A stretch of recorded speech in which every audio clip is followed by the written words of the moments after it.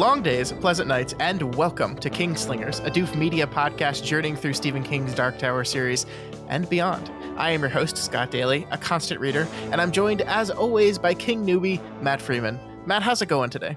Oh, good, Scott. But it's Friday. What are we doing here? Well, Matt, you know when you get that moment of inspiration, that an idea so good and so powerful just strikes you that you have to drop everything and focus on it? No. Oh. Okay, well, pretend that you know what that's like, because that's what's happening to me right now. Well, please do go on. Well, Matt, I think everyone listening knows about my deep, unending love for the Dark Tower.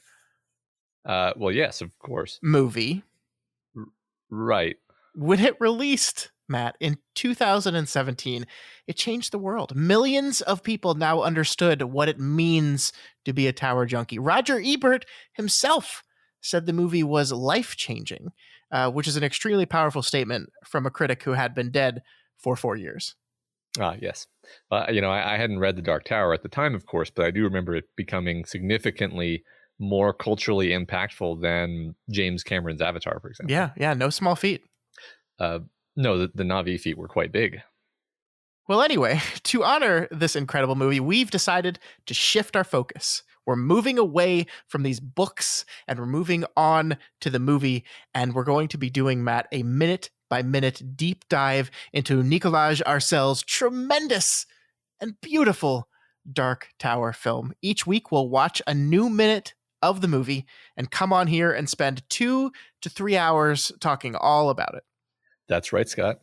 Unfortunately, this is such a powerful, important project that it's going to take up all our free time. So Kingslingers Season 2 will be on hiatus until we complete our minute-by-minute analysis of this masterpiece. Yeah. The movie is 94 minutes long, including the ending credits, which obviously we'll be covering as well. Yeah.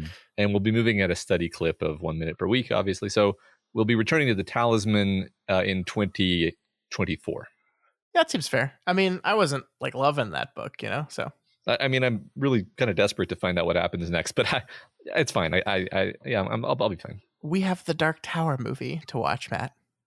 So you're not going to be thinking about the ending of the Talisman, about what happens to Jack, about what the Talisman is, about will he save his mother. It doesn't matter, because we got the tower right in front of us, and all we have to do is click play. Well, let's do it. Yeah, we're going to do it. As always, we're going to spend the first minute of the podcast watching live the minute that we'll be covering this week, and live reacting to it. So I'm going to go ahead and click play. This is the very beginning of the movie, Matt. We haven't fast forwarded at all. So here we go. Are you ready? I'm ready. Let's do it. Let's go to the Dark Tower. Oh, it starts on a black screen. Oh, there's light. Okay. There's something coming in. Oh, Sony. Okay. Is that like a character? I don't remember that character from the Dark Tower. Maybe it's a new character? No. A bright light, overwhelming light. Is this the tower? Oh. Is the torch being held aloft? It's the logo. It's the Columbia logo. Fun Columbia. Fact, Columbia is a Sony company. Oh, a Sony company. Yeah. Okay. That suddenly makes a lot of sense, the Sony logo. Yeah. More light. What is this? It's a Fireworks turtle. Oh my God! It's Maturin. It's the Tech Corporation. There's a rose. The rose. I had to pause it. It's the logo. The logo. I recognize this. So, does this mean that the Dark Tower movie was created by the Tech Corporation? We have to assume so. How deep does the rabbit hole go? Oh my God. We are in for it now. Now, is the Ted Corporation a subsidiary of Sony or vice versa? That's a fantastic question. And we'll have to look into this. We will. I mean, we'll have plenty of time to do so. Okay. Yeah. We've got only a few seconds left, but let's keep going. All right. Okay. Columbia Pictures. MRC. Don't know who they are. Are those initials in association with Imagine Entertainment? Imagination. That's the Dark Tower right there. A Weed Road production. Weed. And that's it, And Matt. that's That is it. the end of Well, the first minute of the movie. I feel like I see some text fading in. You No, I can't read it. Never quite mind. make it out, though, Yeah. unfortunately. So we'll have to come back to that next minute and see what this mysterious text means. But that's okay, because I think you will agree with me that in these 60 seconds of film, there is quite a bit to talk about. Yeah, I'm kind of overwhelmed, actually. There's too many directions we should go. Yeah, I mean, where do we begin? I mean, this mysterious Sony corporation. I mean, obviously the TED Corporation. I think that's where we begin, right? That's where we begin our analysis. That's where we have to begin our analysis. Did you see the rose in between the TET and the corporation of the logo? I saw the rose. What do you think that means, Scott? Well, typically, in the world of film, and not many people know about this, but I know movies pretty well, Matt. Okay. Roses symbolize flowers. Okay. Which of course is a symbol for death. Okay. That makes sense. So okay. I'm thinking it's not a good sign. You know, we haven't met any of our characters yet. It's probably going to be a good 6 or 7 weeks before we get to actually meet our characters, but I'm thinking things aren't looking good for them. That's what I'm thinking this means. Yeah, man, what rich symbolism, I know, only a minute in, and yeah. And I think we got to talk about the light, because the intro to the movie has used light really interestingly, right? Because the first logo that appeared, light shoots out of the darkness, and then we go into the light of the logo, and then suddenly we're in the clouds with a woman holding aloft a torch of hope and opportunity. Mm-hmm. So what does that mean? What does that mean? Yeah, I mean, definitely the studio logo was an intentional choice here, and Mm-hmm. and I think it means so you talked about death and kind of darkness, and on the other side of that we have hope and light. So we're being introduced to this kind of dichotomy. I think the dichotomy of film production on display right here at the beginning of this movie. Wow, mm-hmm. Powerful stuff, Matt. Incredibly powerful stuff. Yeah, I'm crying a little bit, actually. I can hear it. I can hear it through my headphones, and mm-hmm. I just want you to know I'm here for you. This is going to be a long process. There's going to be many tears. Yeah.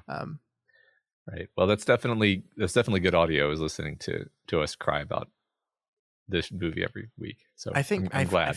I feel like, I mean, that's what the people want, right? I think so. Yeah.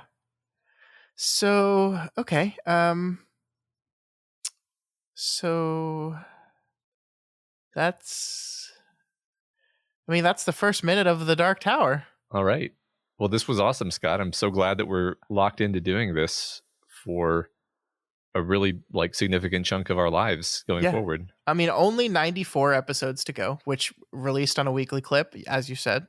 That's not even 2 years. I mean, that's nothing. Yeah, right. I mean, my children are going to miss me for that time, but like you said, it's only 2 years. Do you want to just watch all of that minute again? Just, we can do that on our own time, and then we'll come back next week, and maybe you'll have something really, really crazy to say about last week's minute. And we'll do that at the beginning of mm-hmm. every new minute. We'll also rewatch the last minute and see if our opinions on that minute have changed in the last 7 days or so. Yeah, I think we could definitely get maybe a whole another hour of the show out of that, mm-hmm. actually, if we did that as a recurring segment.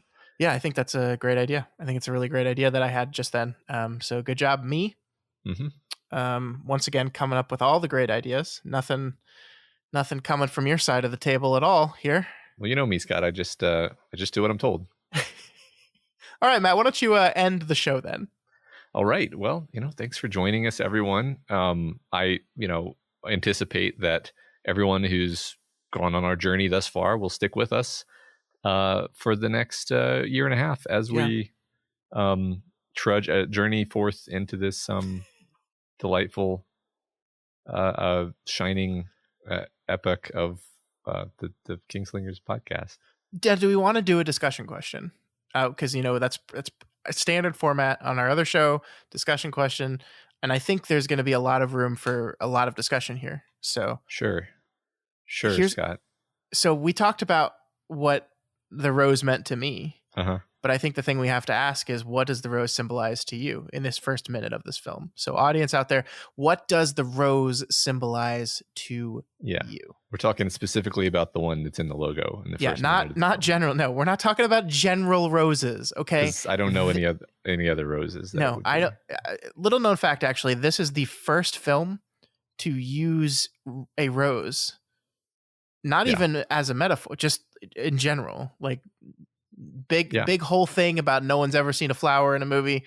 This is the first one, and it's not even in the, because like it's in a logo, you know. It's kind of, I think that's how they cheated. It's like, it's like when you can't say Macbeth in a theater, so you say like the Scottish play. It's like a fake rose, you know. It's like it's a whole big thing, Matt. Wow, they're just educating me so much, Scott. I've never heard any of those facts before. Well, that's what this show is for facts and for a minute of the incomparable Dark Tower movie, 1 week at a time. Yep. So that is it for us. Thank you so much for joining us. I can't wait for you to come along on this wonderful journey with us. We'll see you next week for minute 2. Oh, I hope we get to see some people here, Matt. I hope we get to see some people. That'll be really exciting. But until then, long days and pleasant nights. And you always were resistant to my magic, Olin. That is how the show always ends.